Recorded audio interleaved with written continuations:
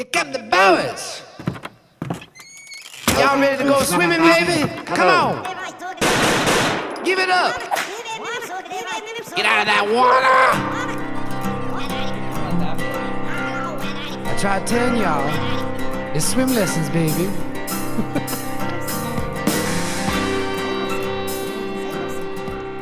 Welcome back to another episode of Swim Lessons, a podcast. My name is Dallas Hanson. Thank you for being here today. Greatly appreciated.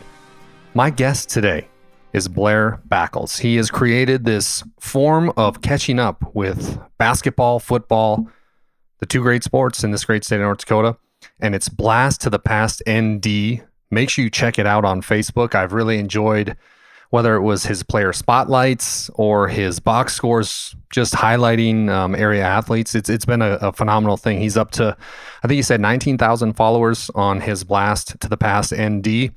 And Blair and I talked about some of the best athletes to come out of North Dakota, best basketball players, football players, whatever have you.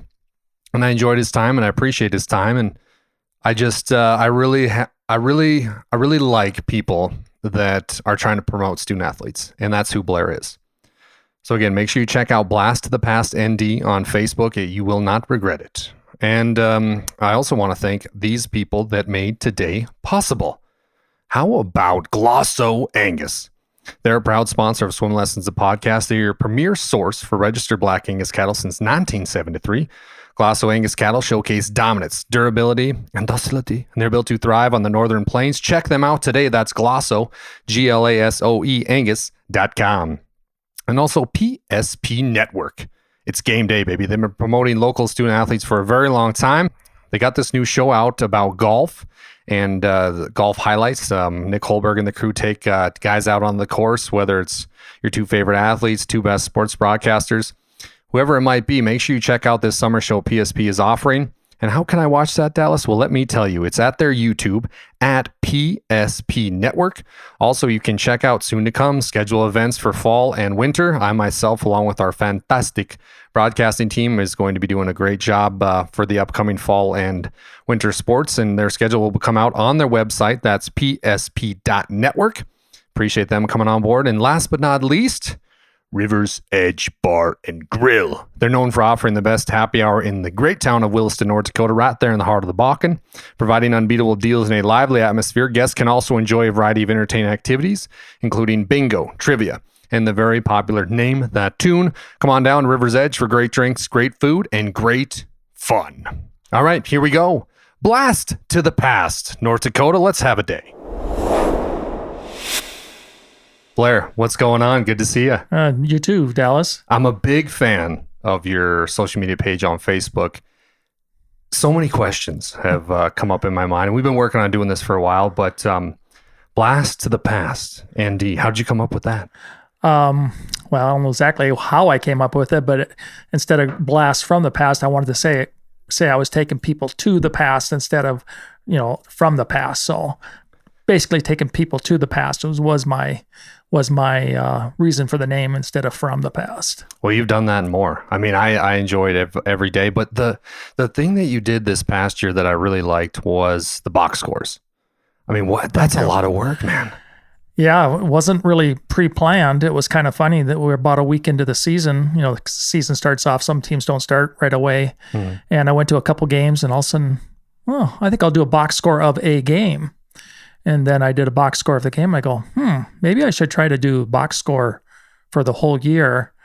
And only had a few contacts to begin the year with. So when I started doing it in early December, I probably was only getting 40 to 50% of the games just by, I had a good following. So some of the parents followed my page. People would send in scores. The scores aren't official generally. Mm-hmm. Then as the season went on, I was able to make contacts with some of the coaches or assistant coaches or athletic directors. And I was able to get more in as the season went on, as schools or parents probably found out about the page and the box scores. Maybe they talked to a coach or an athletic director, and then I was able to add more. And I think by the end of the year, I was getting between 75 and 85% of the scores.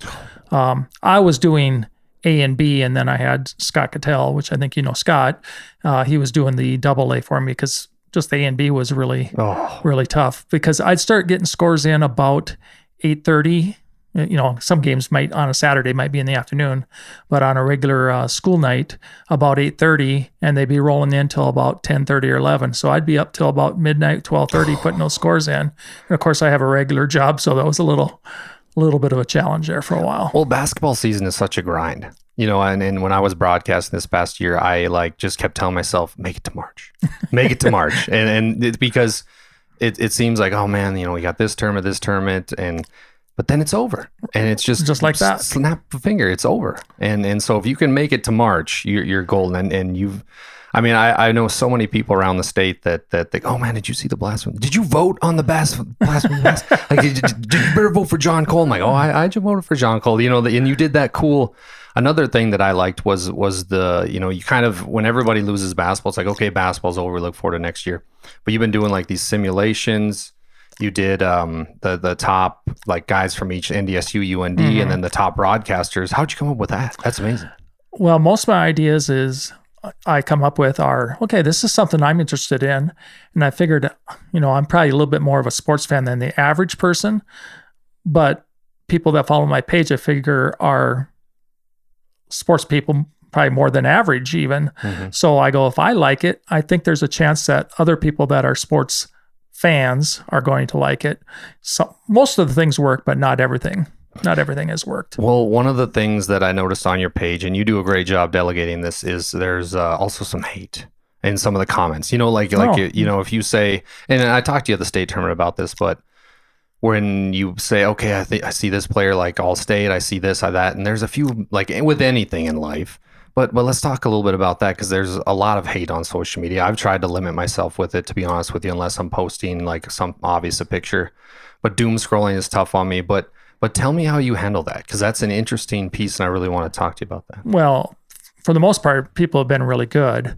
I will let people go back and forth, but if I see a cuss word or somebody saying something directly to somebody, or somebody has an opinion and then they want to put in another opinion after somebody opines, I kind of want to limit that. So I'll either put a stop to it by getting rid of the original comment.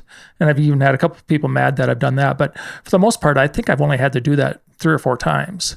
I tried to not put anything controversial on there. I've been doing this since 2020. And I think in 2022, I did polls on the top players in the state. I went decade by decade, and then I did an overall. And people are very passionate, especially Class A too, especially in Class B. And they are very passionate about certain players and stuff like that. And so I'll have to watch that, because I plan on doing some polls again. I was going to do them after the basketball season, but I think I'll do it just as the season starts. The only thing is, I think it's a month or 2 month process, because of all the years I want to do the last 50 years is my plan. Wow. That might change between now and then. And then basically the best players, I'll take the kid.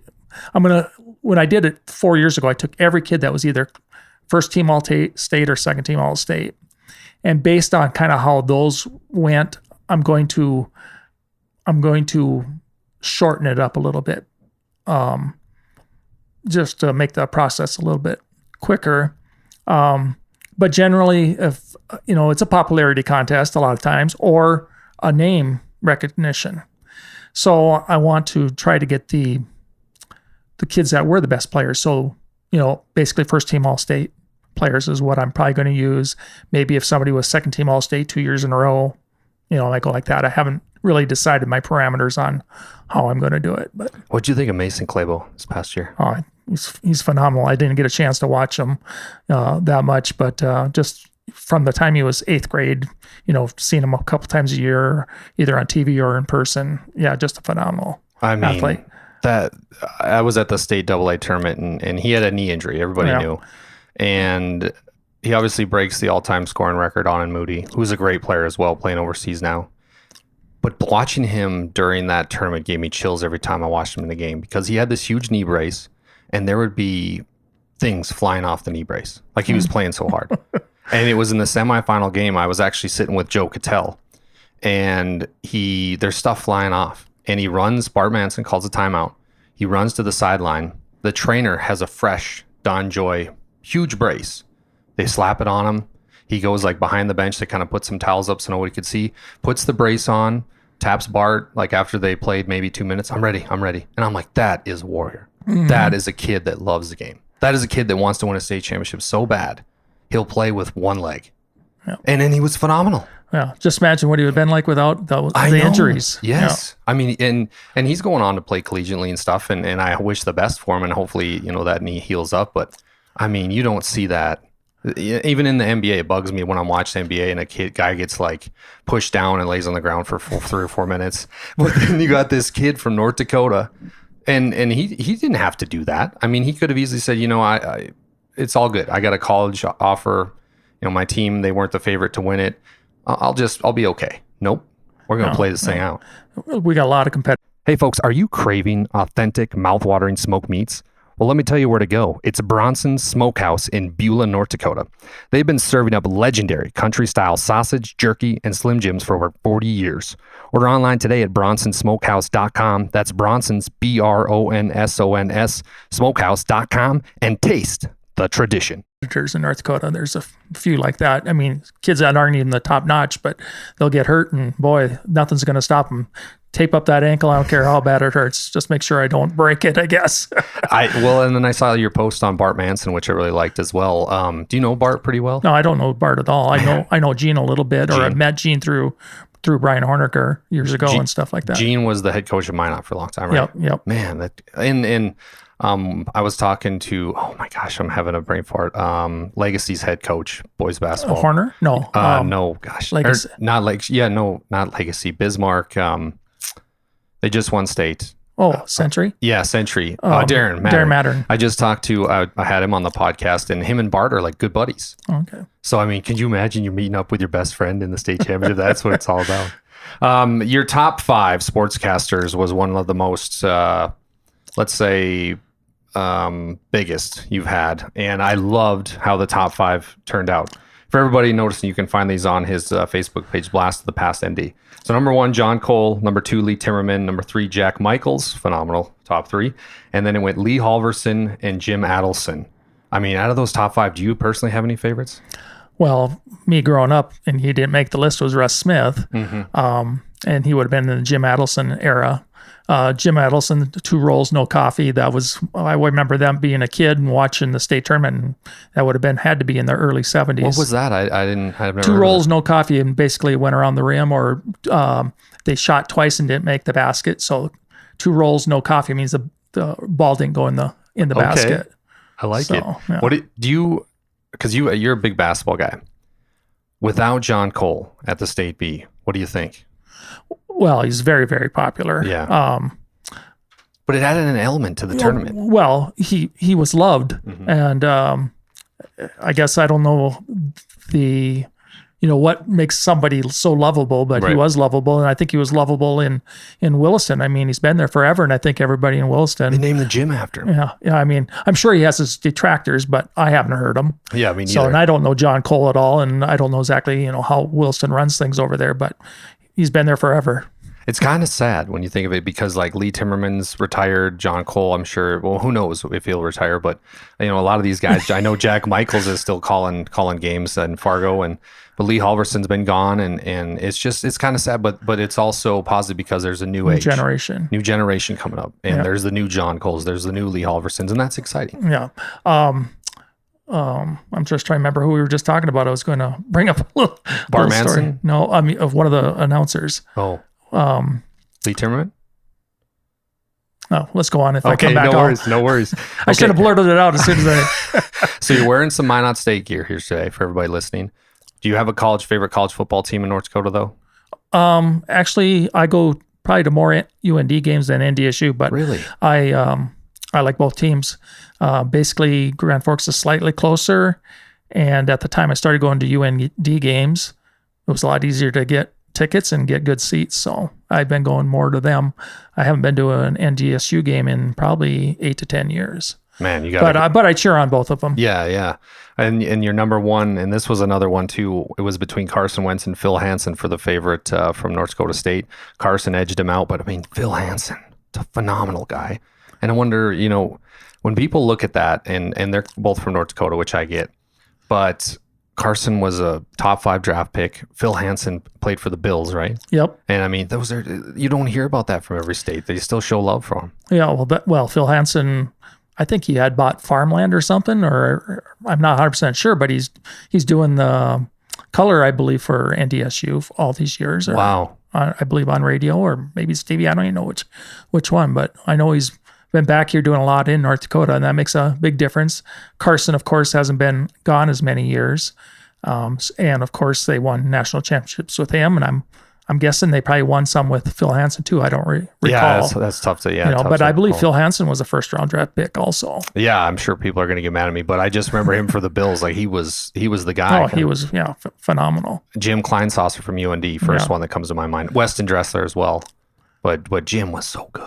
Yeah. As a kid, I remember watching him like with the Vikings, and it was some pass like he leaked out on a tight end, and it was at the Metrodome packed Monday Night Football. Just caught one over his shoulders, and Dad's like, "That kid's from North Dakota. You can do anything, Dallas. You see that? It's not just all these guys." I'm like, "That's right, Dad." Like a little guy, and I'm like, "I love Jim Kleinsasser. It's a household name here." Yeah, I don't know if you ever saw the picture on my blast page. Somebody had sent it to me. One of Jim's classmates had sent that picture with Travis Hafner, the baseball player. Wow. Of the I don't know if it was a district game or a district tournament game, but there's a picture of I can't remember who was guarding who, but I believe Hafner was guarding Jim Kleinsasser in the picture. So, Hafner, another great North Dakota guy. Yep.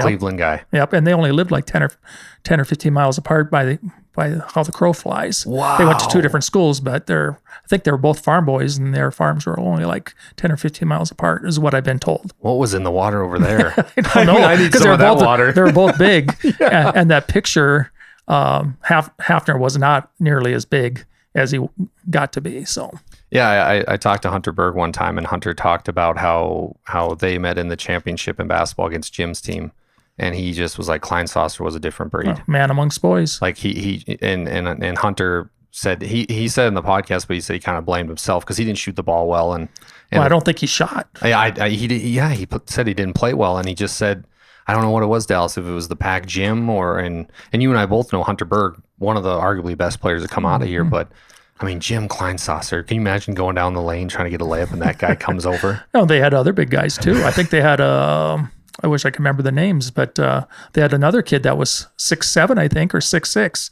Darn it, I wish I could remember the name. It's hard when you got when they had 3 All-State kids on that team. Yeah. So yeah, it's tough to take a charge on Jim Kleinsasser. Yeah. Well, when Hunter, I believe it was the semifinals, or was it the final of the regional that year when he scored 56 or 58, Sawyer's thought was, okay, let Hunter get his points, but don't let anybody else score.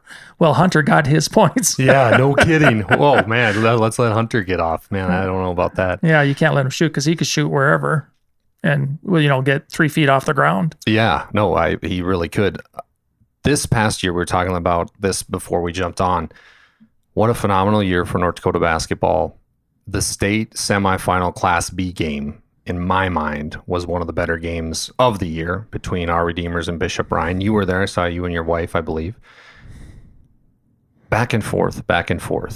Our Redeemers, I felt, missed some shots down the way where Bishop Ryan, like that steal at the end from that Bishop Ryan kid was phenomenal. But when Jet Lundeen misses the free throw to win the game, to go to the state championship, I looked at Isaac Sundrell, who's doing color with me. He's Velva's head basketball coach. I said, Bishop Ryan's going to lose. There's no way that can happen, and you overcome that. But they did, so kudos to Coach Bosch and all of them. But my goodness, what a game that was. It's a phenomenal game. In my opinion, Ryan had more talent. I mean, not by much, but they had more talent. But I've known Brock Teets for he's a great 10, coach. 15 years or whatever. It's been 20 years maybe now. And I just think he's just a phenomenal coach. I mean, and maybe it's not just the X's and O's, it's how he treats his kids. I mean, every kid, he gives them confidence. And when he's out there coaching, I mean, he's never negative. I've never seen him negative anytime that I've seen him coaching. And I think that's helps the kids a lot, because that means the kid that comes off the bench, that's a 7th, 8th, 9th, and he plays 9, 10, sometimes 11 kids, they have confidence to go out there, and coach isn't going to get mad at me if I shoot. If I'm open, basically got the green light to shoot. I'm sure there's certain instances, score of the game and stuff like that, or how much time is left, that he may defer to certain kids, but then of course the plays will be drawn up for those kids. He's going to have a heck of a team coming back. Oh, yeah, incredible. I mean, he coaches these kids up. I mean, it was kind of funny after, I believe, with the Our Redeemers tournament. All of a sudden I went to the tournament and I saw Brock afterwards, and I said, wow, those kids are a little bit bigger than they were last year. They weren't necessarily taller, but they were thicker. Mm-hmm. And they had hit the gym, and you could definitely see it, and they played that way all year. I thought they were going to be a top 10 team, but I certainly didn't think they were going to be a top 3 team. I can't remember. Did they take 3rd? I think they did. Yeah, they did. Yeah. But even throughout the year, like that region was so loaded with West Hope, Velva, and that was the toughest region in the state, hands down. And for them to go out and win some of those big games with, granted they had a couple really good seniors, but they were younger at some of those spots, and to get some of those wins at a regional championship, and that's what it's about. Well, you got to think that 2 of their 3 of their top 4 kids, 2 of them are sophomores. Right. And I think 2 of the 3 top scorers were the sophomores. So, yeah, those kids should be just that much better this year. I'm sure both of them are out there playing AAU ball. I definitely know one is, and I think 2 of them are. So, and probably the other kids are probably playing AAU too also. But the big guy, I felt, made the difference, Ramsey Walls, in that state tournament. Yeah. 6'7", big, strong. Yeah, definitely made a difference. And you got to be excited about that. He's going to Minot State. Yeah, I hope he has a chance to play there. I just think playing Division II right out of Class B ball is a little tough. My philosophy is, unless you're exceptional, and some people would say he is exceptional, I would either play NAIA ball, or I'd play a couple years of junior college. That way you're for sure going to get playing time. And now all of a sudden, okay, now I have choice after 2 years where I'm going to go. Of course, nowadays with college ball, you go anywhere you want every year, but but you basically could go 2 years, then go, okay, where do I want to go for my next 2 years? And know that I got playing time in. I know the competition at the junior college level isn't the same as NAIA or, well, depends on where you go for junior college, NAIA or Division II, but I think it gets you ready. Playing time gets you ready. You want to be on the court.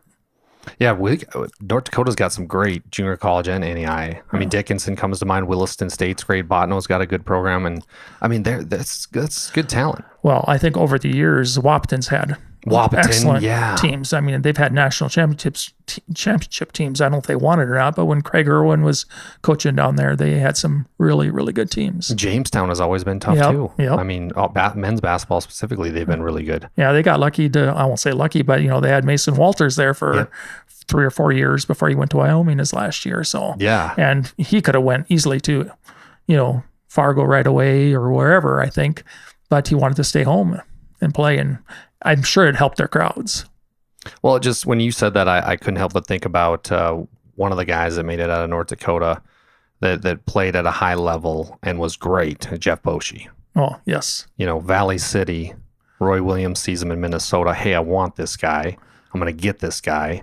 And then Jeff Boschee goes on to be a 4-year starter, still has a 3-point record in a season, Big 12 Player of the Year, I believe. And I think he was the Big 12 tournament MVP as a freshman. Yeah. I mean, that doesn't happen much either. No. Let's be honest. A kid from North Dakota doing that. I mean, it's, and he's doing a great thing now down coaching, but when you look at our youth and you go to a lot of games, not as much this year because I was doing those box scores, but yes. But I mean, you're around the game a lot. Do you see any kids coming up that we could replicate, girls or boys, that could replicate like a Jeff Boschee-esque career? Well, of course, Lele Bell. Oh, yeah. Who can forget about her? And, well, look at Nisley's doing at Nebraska. She's been up and down. I thought she had, just looking at box scores, I haven't seen her play. It looked like she got as much or more playing time as a freshman than she did this last year. I don't know the reason, if they, got some more recruits that play the same position or what, but she was a phenomenal high school player. I I didn't think she would transition to Division One, but I watched a couple of games of her freshman year, and I thought she did really, really well. I really was more afraid that she wasn't going to be able to play the defense at that level. I didn't think she was quick enough. I'm no scout, I mean, just my amateur thoughts were I didn't think she could do it, but no, she's proven me wrong there. A guy that I think of is Gibson Kennebrew. Oh, yes. Yeah. I think Gibby Kennebrew, the sky's the limit with that kid. Yeah. Watching the things he's doing this summer, I know NDSU, UND already offered him, but look out. He can jump. Yes. He can shoot. Yes. Play defense. Ball handling has really improved. Yeah. Again, I don't follow AA as close, but of course I've, the top players, I know them, and or not know them personally, of course, but seen a few of them in Kennebrew. And of course, it doesn't help to have Mark as his dad and, be able to push him and stuff like that. So, Mark does a great thing with that IPT. I mean, it's got to help. And Mark had the two older girls, Ashton Bergen, who were phenomenal players. And I mean, that Kennebrew name is just, and he's got one older daughter, but Mark posted something after Century won state. He said, man, what a great feeling. Each one of my kids has won a state championship. Yeah, isn't that crazy? That is so insane. You're lucky if you get one. I'm trying to think. Did Mark win one? Did Mark win one? What year did he graduate? Do you remember? I don't remember. No, he went to Minot High, though. Yep. Oh, I don't know. I know he was really good at Dickinson State. They went to nationals when he was at Dickinson, which is hard to do. But, man, I don't know if he did. No. We'll I'll have to look it up. Yeah, you're going to have to. I should have brought my books. You should have. Or if my phone worked, I could look it up. Yeah, no kidding. I mean, there's other players in the state too, not just those two. But Lily Bell, where's she going to go? LSU offered her. I think South Carolina, offered her too. Really? Aren't they considered the number one team in the country? Yeah, LSU is of course, one of the top five. UConn. I wonder if they've offered her.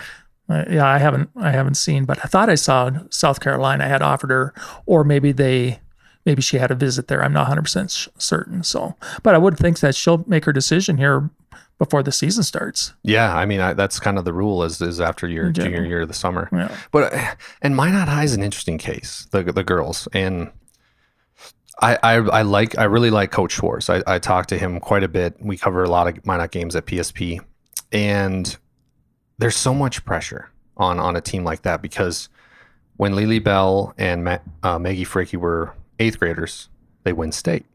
Okay, great. Now everybody's thinking, oh, now you have 4 years. Yeah, 5-peat loading. 5-peat loading, and they haven't won since. Now injuries. Maggie gets hurt, back-to-back years. Now they're seniors. Now the pressure is really on. I mean, what do you think about that team?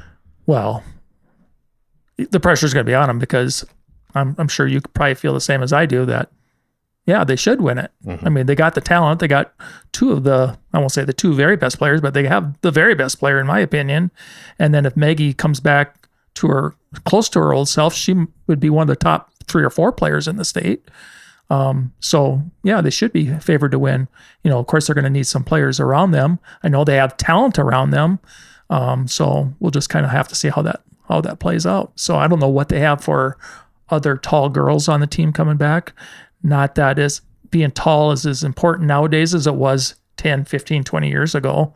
It's more about how athletic you are, I think. Mm-hmm. Yeah, they've got some nice pieces, and I'm sure Coach Schwartz will get them going. But there's a freshman guard. She's going to be a sophomore now out of Horace. That is probably one of the Donnelly? best. Yes, probably one of the best girl basketball players I've ever watched. I mean, already 1,000-point scorer going into her sophomore year. They just won state. Dude, that is a basketball player. Mm-hmm. I mean, I can't wait to see where she goes and what she does. Let's talk a little bit more about kind of how, because we got a little off topic there, but I want to get more into, I love talking basketball, and I know you do too, but I want to get more into how you decided, okay, this is a venture I'm going to start, and I don't know how successful it will be, but did you have the mindset of if it becomes a success, that's cool, but it's something I just want to do? Or what was your mindset going into this? I didn't even plan on it being successful. COVID hit, of course, in the spring of 2020. Of course, they canceled all the sports, and I'm a sports fan. I mean, so I go, well, let's go back just a little bit. 20 years ago, I always wondered what happened to the people I played ball against, with no idea of trying to do something like this. And then all of a sudden COVID hit, and I go, I wonder if I should try to do something. And then I go, no, I don't think I will. I'll call the Minot Daily News and give them this idea. So I didn't call him. I actually sent a message to one of the sports writers at the time. And I said, this would be a good idea. And he seemed lukewarm on it. So a week or two later, I go, I think I'll try to do something. So then I go, well, what am I going to do for my first story? Because I just made a website and decided to do stories. And I go, well, I want a story on the first person I'm going to do that's a tie-in to Class A and Class B, try to get people from both ends. And my thought process before I even did that was, okay, COVID's going to be over in 3 or 4 months. I'll do this for 3 or 4 months. Hopefully a couple hundred people will like it and be interested in it. So I racked my brain, contacted a couple people to try to get hold of somebody else. And then I go, oh, I got the perfect example from my hometown. I don't know if you know Terry Jelmstead, but Terry Jelmstead coached Minot High. He was from my hometown of Glenburn. He coached Minot High from 74 to 80 or 73 to 80, something like that. And then he ended up going to UND to get his master's. And then after that, he came back and became the Minot High athletic director. So he had a tie to Class A and Class B. He also coached at Stanley in the early 70s. So I contacted him and basically did a story on his youth, how his team did. His team also, when he was in high school, went to the State B tournament in 1962. Wow. So I did a little story on that, and then, that he coached in Stanley, and a certain player that he had in Stanley scored over 50-some points in one of the games. And so I wrote, I did stories like that, and then his coaching career, he had some pictures and stuff like that. So then I got that all put together and made a story out of it. I think right away, I don't even remember, of course, your first followers are going to be your friends on Facebook or people you know. And I had like 1,000 views of that. And I thought, oh, okay, that went over pretty good. But I already had plans for my second and third story. So after that, I can't remember if I went Linton, the 1985 Linton team, or if I went the 1984-85 Newburgh team. But I did those stories back to back. Basically, the rivalry those two had. And then through that story, I found out that Hunskers and Cars ended up, a good friendship out of that. So that was kind of neat. So those stories, again, that was out of Minot. So now I have people from the Linton area, Newburgh, which is already close to Minot. So that expanded. People see it, know it, share it with their friends. And then after I think the second story or third story, then I go, I need to put this on Facebook.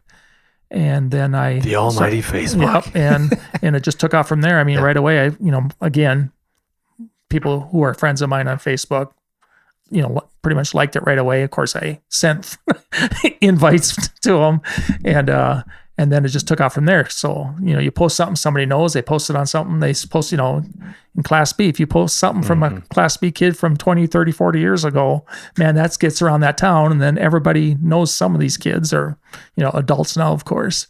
And it, all of a sudden I had 500 followers, and all of a sudden I had 1,000 followers, and all of a sudden I had 1,500 and 2,000, and it just kept going. And of course, that motivated me to just keep going. And I actually had fun doing it. With COVID, then I started doing the individual stories. And with COVID around, a lot of people weren't working, or when they were working, or if they still were working, they'd come home because there was nothing else you could really go do. People had time. So they got me the information. I'd call them up or not call them up, send them a message, out of the blue. They don't know who I am. Send them a message, but they get the stuff back to me in a week. And all of a sudden, so I just write up a story, and I think I had 95 to 100% feedback, or not feedback, but people get me information right away. Of course, then now once COVID is getting over, gradually went, okay, now I'm getting about 80% back, and now it's 75. And the kind of part of the reason for the transition was I was probably getting less than 50% back, and I will not bug somebody more than twice. If I don't get it twice, I'll take that back. I did contact a couple people 3 times, but it was 2 years later. Yeah, you gave them some time. Because, it's new. Some people go, oh, I've never heard of this page. And some people were going, sure. And it's basically, helping somebody else starting out. And so then once I go, oh, I'll contact this person 2 years later, and some of them got back to me and some of them didn't. But no, it's been, I enjoy doing it. I'm not the type to pick up a phone and call somebody. I'd much rather send a text or a message, but that's worked out for me. Man, that's awesome. That's an inspiring story. And as of today, I think I got a message, or yesterday I got a message. I had 17,400 followers. So from all your buddies to 17,000. I mean, that's awesome. Yeah. So yeah, it's not something that I set out to do. I really had no plans. I had no plans of earning anything. All of a sudden, about a year and a half ago, a little over a year and a half ago, Facebook goes, you got such and such a following. We're going to start monetizing your content, which wasn't very much. And I go, oh, okay. Something that I was doing for 2.5 years for getting something for it. Yeah. I was happy about that. Now, fast forward to now, like this last winter, doing the box scores and the stories, and what really went over well was, doing the highlights of individuals and stuff like that. And, I did a lot of, was it the Class B?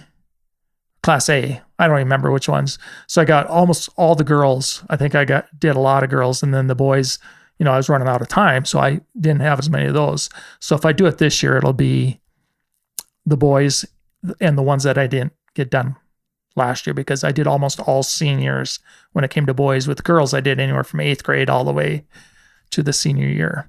So we'll see how it goes. Just depends on how much time I have. With the box scores, it takes a lot of my time. Oh, yeah. Facebook probably pays me about $5 for each one I do, but I put a lot of hours into it. Right. So if I do it, I'm going to reach out and just see if people want to. I'm not good at asking for sponsorships, but I'm going to either try to get somebody to sponsor certain things, or I'm going to see if people are willing to pitch in something. Yeah. I'm happy to do it. If I have the time, I'm happy to do it, because for, I guess, free. But when I feel like I'm pressured for time, it's not worth my time. Time's worth but I love man. doing it. Yeah. Right. So I'm not doing it to make, I figured it out. I was putting, I had my 40-hour week job. I was putting 40 to 50 hours a week into the blast during December, January, and February. March slowed down a little bit because you're in tournament time, so not all the teams are playing. So we'll see how it goes. I'm not even committing that I'm going to do it this year, but I've had so many people that, like you, that say they loved it. And of course you get that, and it's like, that puts a little pressure on yourself to do it again. And I do like doing it. The reason I did is because I love box scores. Me too. And I, they're not like they used to be. You still can get a couple of them, but mainly what you get in the newspapers, and not everybody gets a newspaper anymore. I used to get a newspaper every morning. 2 things I looked at: box scores and obituaries. Who did well and who's dead? Yeah. Well, what would help you? Like, just to have coaches message you right after the game, or how can we help? Well, I have a lot of names now from this year. So the ones that excuse me. You're good. The ones that I talked to this last year or messaged this last year, I'll ask them to pass on more. I would say 80 to 90% of the schools know about the blast page. They maybe all didn't get back to me, but I also wasn't able to contact all of them either. Part of the bad part about my blast page is I can't contact anybody from my blast page. I have to contact them from my personal page unless they've contacted me first. Really? So of course, let's say Jared Sheeler, or can't remember his first name, coach at Dickinson Trinity, has been really good at getting the scores to me this year, and his wife. And what was I going to say about this? If he can't message you on the thing. Oh, well, he had messaged me, but what I can do is go to him and say, hey, can you get so-and-so to send me scores or whatever. And when it's local, like in my night here, I'll go to the scorekeeper, give him my phone number. Some of them were good about it for 3/4 of the year, and then sometimes I didn't get them later on. There was something else I was going to add there, but yeah, well, that's awesome. Yeah, I love the box scores, and I know that takes a lot of time. But when I found you, or the Blast from the Past page, it was the player spotlight, and you were talking about Rob Stefanowicz, who was a hero of mine and Mr. Basketball from Divide County. And what I like about when you do that is you don't just talk about their stats in high school. What are they up to now? And they got so-and-so kids, and Andy Stefanowicz is playing at North Dakota State, and he's a lawyer in Minneapolis. Like, that's awesome. Because I find myself, you mentioned it earlier, like how, I wonder what Calvin Tubner's up to. The guy I went against at North Star. I don't have him on, he doesn't do much on social media. What's he up to? Yeah. And there's your page is phenomenal for that. Yeah. And I don't remember if I mentioned this earlier, but that was my thought was, what happened to the people I played against? You know, they weren't all-stars, but they would have been just kids from my district that I played ball against. And that's where the thought was, okay, if I'm interested in that, people would be interested in, where are the all-state players? And of the 200 or whatever amount of people I did, I would say 190 of them were all-staters, but there was a few people either saw a story and looking at an old newspaper and going, oh, wow, never heard this name before, but small town North Dakota, this guy averaged 20-some points. He had 40 or 50 in this game. Let's try to contact that person. And that's kind of how it went. So it went really, really well. But my list came from the all-state teams from 1960s all the way to, I even went up to the 2014, I think they had to be out at least 10 years before I would do them. I love it, dude. It's phenomenal. Thank you. Really, I don't know if a lot of people tell you this, but I appreciate it. And I North Dakota's like because we've got all these streaming services, we've got guys like you, the Hoopster. I mean, all these great people that contribute, and basketball's big in North Dakota. There's no secret to that. But it's big because of people like you. It's big because of Game Day Media, PSP, Hoopster, all these pieces that come together to form a tight bonded community that helps out student athletes. And you never know if one of your box scores a college coach sees that. Who's this kid from Minot High that's coming off the bench and putting up 15 against Legacy? Who is this kid? I'm going to look, that can happen. Well, I think the thing that really started growing basketball, and I'm not saying it wasn't big in the 70s, was the Hoopster. When I do like my best players or whatever, and I did the decade of the 80s, 80 to 89. And when I did that, 1980 to 1983, people didn't even hardly know those names. You could just tell by how the votes were coming through. From the time the Hoopster started in 83 or 84 to 89, those were the names, although there were some definitely good players there. But there's some really good players from 1980 to 83 that people didn't know as much about. So they didn't quite get the votes unless they became really good college players, because the Hoopster also covered the college teams too. So if you were a good North Dakota high school player from the early 80s and went out of state, or basically if you went out of state, your name wasn't remembered. But if you stayed in state, it was remembered. Yeah, Mike Hansen, that's the guy that runs it, right? Oh, Perry Hansen, excuse me. Yeah, Perry Hansen runs it. Yeah. So go ahead. No, go ahead. No, it's all you. A neat story. I didn't know Perry when I first started doing this, or maybe I had met him. I can't remember. But my wife's parents live right down the street from him. So when I was dating my wife, I said, I have every Hoopster except the very first one. So all of a sudden, this would have probably been in November, and all of a sudden Christmas came, and all of a sudden there was the 1983-84 Hoopster for Christmas I got for my wife. Perry happened to have a couple of those. I think he told me he saves every year, at least one from every year. So he always has one. So it was kind of neat, and he's helped me with a couple others that I didn't realize I didn't have, but he's been good. That guy, and you mentioned some ways he changed it, but I know myself. Well, it was actually his dad, Don. Or his dad, But yes. But like for him to carry that on, it's a lot of work. But when I was growing up, there was no social media, but there was the Hoopster, and you could pre-order the Hoopster. And me and all my buddies would always get one, and we could not wait until we were sophomore, junior, seniors, and our name was going to be in the Hoopster. This is big. This is big, dude. We're here. And then we turn the page and look at the other teams in the district. Who are they talking about? Oh, this guy's picture's in. Okay, we got to watch out for him. So it changed the game. And I don't care how big of or a great player you are. That type of recognition not only builds your confidence, but it also all the hard work your parents put in. Okay, finally somebody's recognized this. It's a good deal. Have you ever met anybody and they're from other small town North Dakota, but they weren't a star player, and you find out what year you graduated and what school, and you go back and look at them? There's a picture of me even in there sometimes too. 1,000%. But when in 1987, I moved out of North Dakota till 1991, And during the basketball season, I would get the Minute Daily sent to me. I lived in Denver. Get the Minute Daily sent to me, and I'd get the Hoopster. So I'd follow all those games, but I'd be a week behind because the newspaper was either 3 to 7 days behind. So I'd follow the season all the way through that. And then when it got to tournament season, and I still have proof of this, the cutouts, I cut out the box scores, put it in the Hoopster, and they're still in my Hoopster today. That's a genius move. Wow. So, I mean, the box Hopefully score. your house never catches on fire. That would suck. Yeah, it would.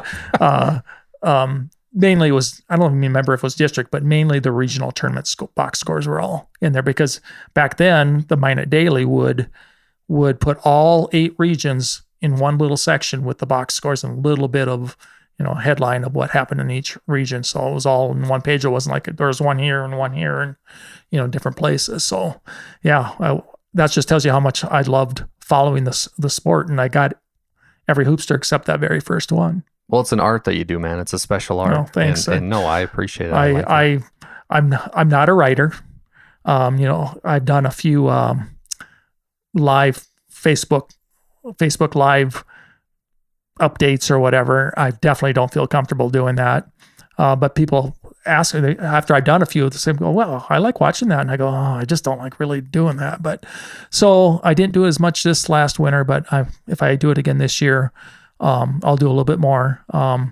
This year when I did do it, I had Scott Cattell come on and, he can talk. Mm-hmm. I'm not a talker. I feel like so, but Scott, he knows his sports too. And he comes on and he's been a big help when I've done that. And now I wish we would have done a little bit more, at least, done it once a week.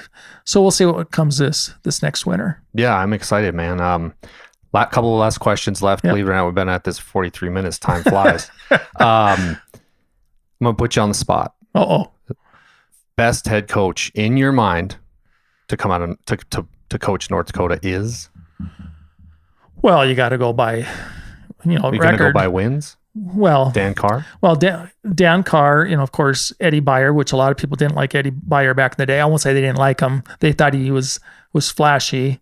I've gotten to know his daughter a little bit, over the last few years because she sent me different stuff from Hillsboro, and she's the wife to Dave Nelson, who was a coach at Mayville Portland for some years. And his son was Craig Nelson. I don't know if you remember that name from Mayville Portland. He was a 2-time All-Stater and I believe Mr. Basketball. But you have to go with those two. I mean, because they're small town North Dakota. They were consistent winners.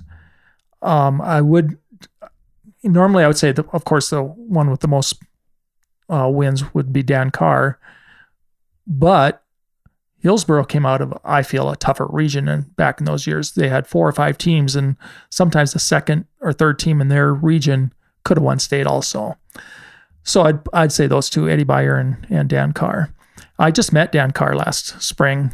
I was down at a graduation party down in Hazleton, and the kid graduated, of course, from Linton or HMB. I guess they're together, but he came to the graduation. So I saw him from a distance. So I went up there and introduced myself to him and his wife, and super nice people. He was nice. How was he? He was good. Really, really nice people. We have a little bit of a tie-in in that Dan was, I don't know if he was born in Minot, but he lived in Deering till he was 4 or 5 before he moved to Minnesota, where he graduated. His grandmother and my grandmother from Glenburn were best friends. Wow. So what a small world. Yeah, man. It was a small world. So that was kind of neat. Wow. So yeah, some of those records that he's done is, well, longevity. I mean, first of all, who can do it that long? Seriously. And wear a suit to every game. That's the toughest. That's like the best stat every game. I'm sure it's tough at Class A schools, but you get these Class B schools, and I remember back in my day is, okay, the senior class graduated, my kid's a sophomore or junior. Okay, that means he's going to play next year. Nope. And if he doesn't, there might be heck to pay. Yeah, seriously. No, you're spot on. Okay, best male basketball player, North Dakota. I don't know if he was the best, but the one I remember the most, and probably get people that don't like this, but Scott Goldseth. I mean, you can't necessarily argue it, but you could easily say Hunter Berg too. Mm-hmm. Of course, I'm going back a little bit. Those are the two that come to my mind right away. I'm sure there's somebody in the last 5-10 years that I'm not thinking of, but those are the two that come to my mind right away. That's all right. That's all right. Female. Not that I necessarily saw her play, but I remember hearing the most about, well, if I go way back, I would say Laura Hummel, but Doreen Heisler. Who's Doreen Heisler? She played for Devil's Lake in the mid 80s. Came from a very athletic family. She had a brother that was All-State. She was, I believe, a 5-time All-State player from 8th grade on. I believe they won 3 state championships. I think she went on to UND. In fact, I know she went on to UND. And then she lives in East Grand Forks, I believe. Oh, wow. Yeah, I believe I did a story on her too. So, but yeah, that would be, again, you put me on the spot without me having a chance, to think about it. But yeah, that's the name that comes to my mind right away. Last one, putting you on the spot. Best overall football, basketball, best overall athlete to come out of the state.